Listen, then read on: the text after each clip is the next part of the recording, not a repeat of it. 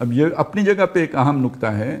کہ اللہ کو سب نہ معلوم تھا، تو یہ اللہ تعالیٰ نے اب یہ یہاں پہ اس معلوم کروانے کا مطلب کیا ہے؟ تو اس کا معنی و مفہوم یہ ہے کہ تاکہ لوگوں کو معلوم ہو جائے، اللہ کو تو معلوم ہے، اب اگر اللہ اپنی اس علم کی بنیاد پر فیصلہ فرمائے کہ عبداللہ ابن ابی منافق ہے اور ابو بکر صدیق جو ہیں یہ مومن صادق ہیں، تو لوگ تو بہرحال ان کو تو نہیں سمجھ آئے گی، اور ہو سکتا ہے کہ عبداللہ ابن ابی چیخے چلائے کہ نہیں میں بھی بڑا سچا بندہ تھا، اور ویسے بھی جو لوگ جھوٹے ہوتے ہیں وہ زبان کے بڑے تیز ہوتے ہیں، طلاقت لسانی اور مطلب من باتوں میں مو لینا، چاپلوسی کرنا، اور یہ کہ چکنی چپڑی باتیں کرنا، لچھے دار، تو یہی تو ان کا آرٹ ہوتا ہے، یہی تو ان کا فن ہوتا ہے۔ وَمِنَ النَّاسِ مَن يَقُولُ، وہ لوگوں میں وہ بھی ہیں، وَمِنَ النَّاسِ مَن يُعْجِبُكَ قَوْلُهُ فِي الْحَيَاةِ الدُّنْيَا، لوگوں میں ایسے بھی ہیں جن کی بات دنیا کی زندگی میں آپ کو بھاتی ہے، آپ کو بڑی دلکش، بڑی پرکشش، بڑی درست معلوم ہوتی ہے۔ وَيُشْهِدُ اللَّهَ عَلَى مَا فِي قَلْبِهِ، اور صرف مطلب منمونی باتیں ہی نہیں کرتے بلکہ جو کہہ رہے ہوتے ہیں اپنے دل کی حالت پر اللہ کو گواہ بھی بنا رہے ہوتے ہیں، یعنی میرے دل میں سچائی ہے، میرا دل کھرا ہے، میں بہت جو ہے نا وہ نیک ہوں، آپ کا بڑا مخلص ہوں، مجھے تو آپ کا جو ہے نا وہ کامیابی مطلوب ہے اور مقصود ہے۔ تو وَيُشْهِدُ اللَّهَ عَلَى مَا فِي قَلْبِهِ وَهُوَ أَلَدُّ الْخِصَامِ، حالت یہ ہوتی ہے کہ وہ شخص سب سے بڑا ضدی، سب سے بڑا جھگڑالو، سب سے بڑا مخالف ہوتا ہے، منہ سے اتنا میٹھا، اندر سے اتنا کڑوا، اور جب اکیلا ہوتا ہے وَإِذَا تَوَلَّى سَعَىٰ فِي الْأَرْضِ، وہ زمین میں بھاگ دوڑ کرتا ہے، کوشش کرتا ہے، جب یہاں سے مڑ کے جاتے ہیں نا پاس بیٹھ کے آپ کو خوب مکھن لگا کے جاتا ہے، لیکن جب چلا جاتا ہے تو زمین میں کوشش کرتا ہے فساد کی، سَعَىٰ فِي الْأَرْضِ لِيُفْسِدَ فِيهَا، تاکہ اس میں بگاڑ پیدا کرے۔ جس تک ایمان کی دعوت پہنچ گئی ہے اس کے دل میں جا کے کوئی شک و شبے کا بیج بو دے، کوئی نئی جو ہے وہاں پہ کوئی فیلر چھوڑ دے، لِيُفْسِدَ فِيهَا وَيُهْلِكُ الْحَرْثَ وَالنَّسْلَ۔ صرف ایمانی کا دشمن نہیں ہے بلکہ یہ کہ دنیا کے امن و چین جو ہے اس کا بھی دشمن ہے، وہ چاہتا ہے کہ فساد پھیلے، اور یہ چاہتا ہے کہ جو کھیتی باڑی کو بھی تباہ کرتا ہے اور یہ کہ نسل کو بھی برباد کرتا ہے، انتہائی فسادی شخص ہے۔ وَاللَّهُ لَا يُحِبُّ الْفَسَادَ، اللہ فسادیوں کو پسند نہیں کرتا، یعنی بے شک وہ تسبیح کرتا ہو،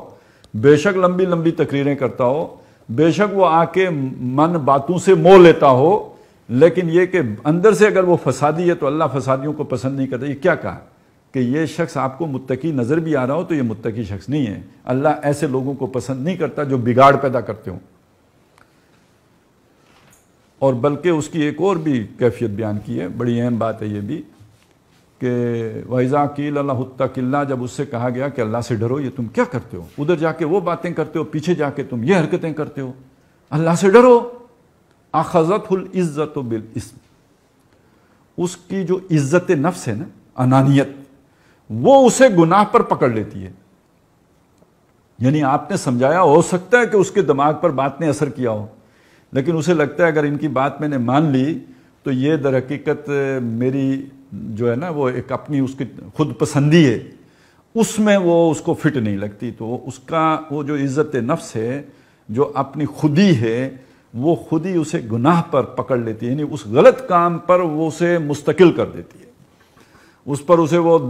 یعنی رجوع کرنے کی اس کے اندر کیفیت پیدا نہیں ہوتی۔ اخذت العزت بالاسم فحسبہ جہنم، تو اس کا ٹھکانہ دوزخ ہے۔ باتوں میں بہت بہترین ہے لیکن یہ کہ ٹھکانہ اس کا دوزخ ہے۔ تو یہ اب سمجھ میں آ گئی بات کہ ایک بندہ ایسا بھی ہے باتوں کا بڑا جو ہے وہ تیز تراز ہے، لیکن یہ کہ اندر دل میں اس کے جو ہے وہ فساد ہے۔ تو اللہ تعالیٰ کی یہ سنت نہیں ہے کہ وہ لوگوں کو بتائے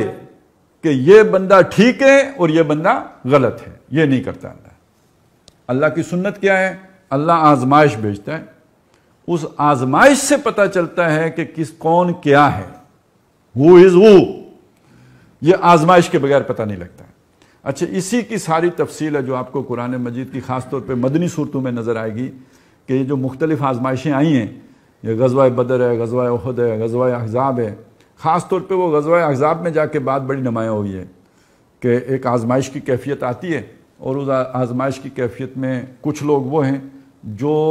ان کیفیات کو، ان حالات کو دیکھ کر کہتے ہیں ما وعدنا اللہ ورسولہ الا غرورا، اللہ اور اس کے رسول نے ہم سے وعدے نہیں کیے تھے مگر جھوٹے وعدے کیے تھے۔ انہی حالات کو دیکھ کر وہاں پہ دوسرے لوگ بھی ہیں جو کہتے ہیں ھذا ما وعدنا اللہ ورسولہ، اسی کا تو اللہ نے ہم سے وعدہ کیا تھا، اللہ نے بھی اور اس کے رسول نے بھی وعدہ کیا تھا۔ تو ایک ہی طرح کے حالات میں دو مختلف بیان یا بیانیے آپ کے سامنے آ گئے، اس سے پتہ لگ گیا کہ سچا کون ہے اور جھوٹا کون ہے۔ تو آزمائش بھیجنے کا مقصد یہ ہے کہ